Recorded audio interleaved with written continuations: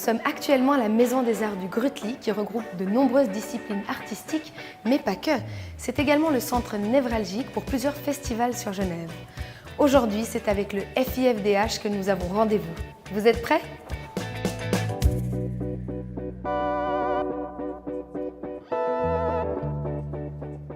Bonjour Isabelle Gattiker, vous êtes la directrice des programmes du FIFDH. Oui, bonjour. Alors, rares sont ceux qui ne connaissent pas le FIFDH. Qu'apportez-vous de nouveau dans cette 17e édition ? Ça sera une édition profondément engagée. On a repensé la manière dont on structure les différents débats pour les rendre beaucoup plus actifs et interactifs. Et on va proposer aussi un Impact Day qui est consacré à la création de films documentaires. Comment est-ce qu'on peut, depuis Genève, participer à la fois à la création et à l'impact du cinéma documentaire engagé à travers le monde entier. Le festival commence d'ailleurs à une date symbolique, le 8 mars, qui est la journée internationale du droit des femmes. Absolument, et on va consacrer cette soirée aux femmes défenseuses des droits humains à travers le monde, avec un film consacré à Nadia Mourad, qui vient d'obtenir le prix Nobel de la paix en 2018. Et on va donner la parole à des femmes qui, à travers le monde, s'engagent. Et pourquoi est-ce qu'une femme défenseuse des droits humains, c'est parfois encore plus difficile que d'être un homme activiste ? 2018, c'est également l'éclatement de l'affaire Weinstein avec la parole qui se libère. Est-ce que là aussi, vous allez y revenir durant le festival ?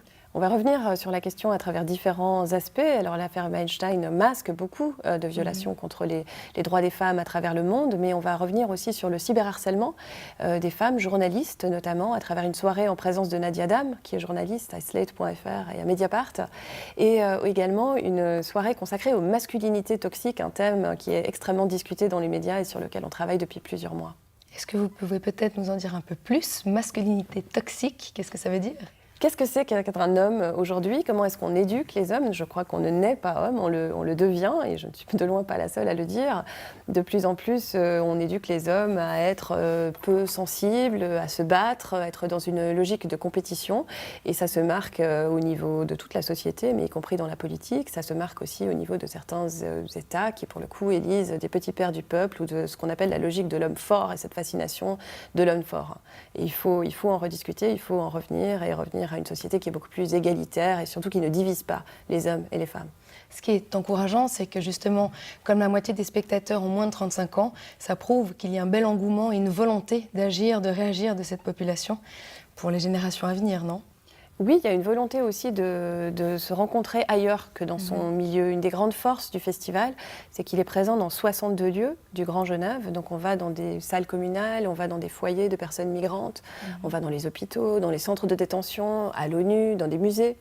Et dans ces endroits-là, il y a des moments aussi où on peut tout à coup rencontrer ailleurs que le cercle de convaincus qui font partie de la même classe sociale que nous. Et ça, c'est quelque chose d'extrêmement riche, ce dialogue, un vrai dialogue. On n'est pas en train d'essayer de convaincre les autres, on est aussi en train d'essayer de les écouter et de les convaincre, mais par la force des mots et pas uniquement par la force physique. Merci beaucoup Isabelle Gattiker. Merci à vous. Le film genevois Papyrus, diffusé dans le cadre du festival, est la preuve que des actions concrètes sont mises en place. Je vous propose une immersion dans l'univers du film. En noir. Je suis au noir, je me vois pas. Il s'appelle Ayreddine Cecilia Veronica. Avec l'opération Papyrus, ils sont passés de l'ombre à la lumière. Car cette opération inédite est un pari. Ces projets-là est l'aboutissement de beaucoup d'années de lutte, d'engagement des gens pour essayer de sortir de la précarité des pans de la société qui existent et qui vivent ici à côté de nous.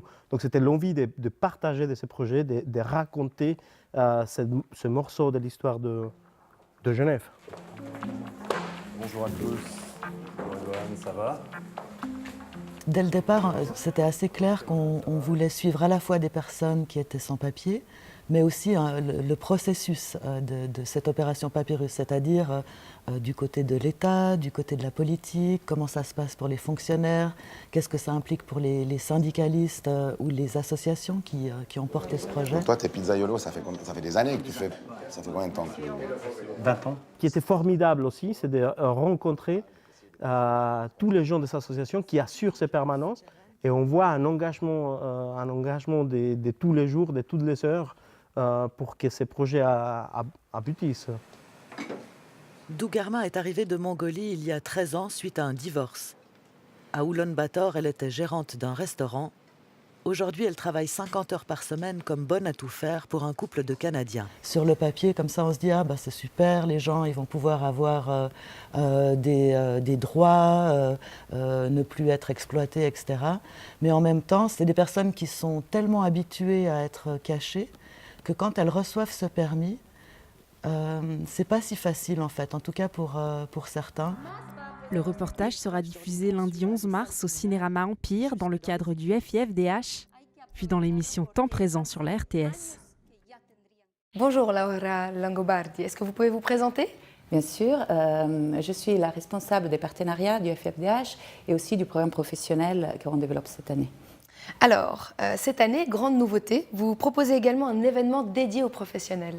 Effectivement, ça s'appelle le Impact Day et c'est consacré notamment aux professionnels de l'audiovisuel, cinéastes et producteurs, mais aussi aux ONG, aux organisations internationales et aux associations qui travaillent sur le terrain. D'accord, comment est structurée cette journée ? D'abord, le but, c'est vraiment de familiariser les participants à la production d'impact. Donc la production d'impact, c'est quelque chose qui est assez relativement nouveau chez nous, mais c'est la pratique d'utiliser les films, notamment des films documentaires, comme des outils des changements sociaux. Et donc l'idée de cette journée, c'est vraiment non seulement que les gens s'approprient un peu de cette pratique, on va dire pratique de production, mais surtout de distribution non commerciale, mais aussi de rentrer en réseau les uns avec les autres, notamment ces différents mondes qui se côtoient depuis longtemps au festival, mais qui n'ont pas forcément beaucoup l'occasion de se croiser. D'interagir et de se Exactement. croiser. La mise en place de l'Impact Day est-elle une démarche proactive ou une demande de cette population, justement ?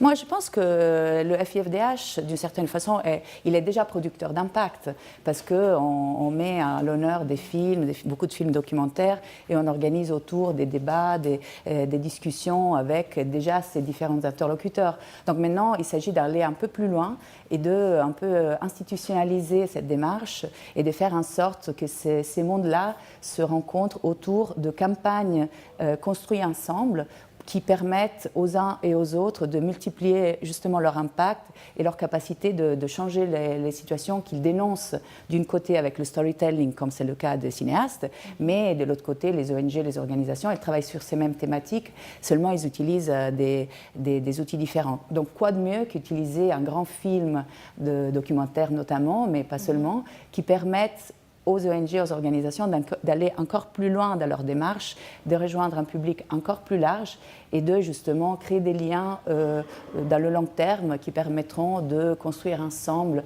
encore plus des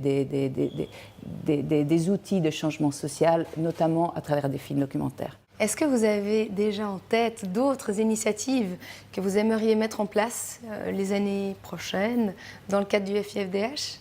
Je pense que cette démarche de l'impact, j'espère que c'est quelque chose qui va rester, parce que le FIFDH est l'espace idéal pour créer ce genre de lien. Et donc, j'espère que ça sera quelque chose qui va rester. Mais l'idée, et cette année aussi, on propose aux professionnels de l'audiovisuel d'autres activités ou d'autres initiatives qui sont dans le festival, qui sont notamment des rencontres avec nos invités, notamment les membres du jury, pour avoir une approche plus professionnalisée à ces rencontres et qu'on parle vraiment de production cinéma, production audiovisuelle quand il s'agit de raconter les histoires humaines, notamment sur les droits humains. D'accord. Bien, merci beaucoup Laura Langobardi. Merci à vous. En attendant les résultats de ce Impact Day, je vous propose pour clôturer ce journal de la culture un reportage sur un autre film suisse drôle et poignant, La preuve scientifique de l'existence de Dieu, réalisé par Fred Baïf. Le coup, il est parti.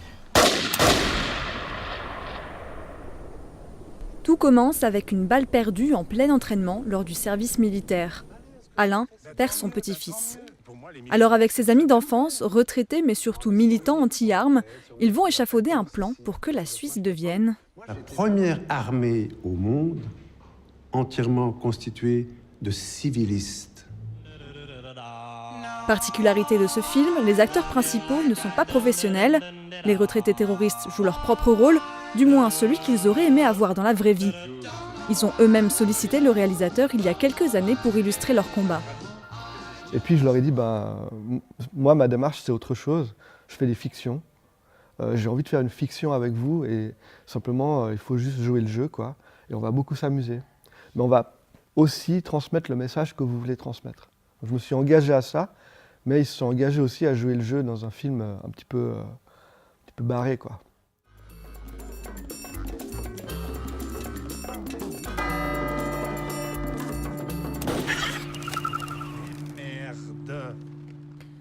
Tourné dans Genève avec des acteurs de la vie genevoise et des personnalités telles que le jeune rappeur Makala. Je pense à ceux qui sont partis. La preuve scientifique de l'existence de Dieu mélange les tendances et les générations. Une œuvre cinématographique engagée, plutôt socialement que politiquement.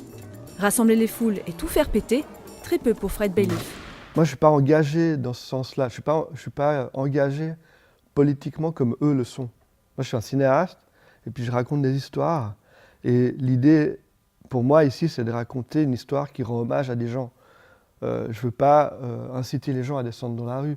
Mais la question que je me posais, c'était qu'est-ce qui se passe aujourd'hui avec le militantisme?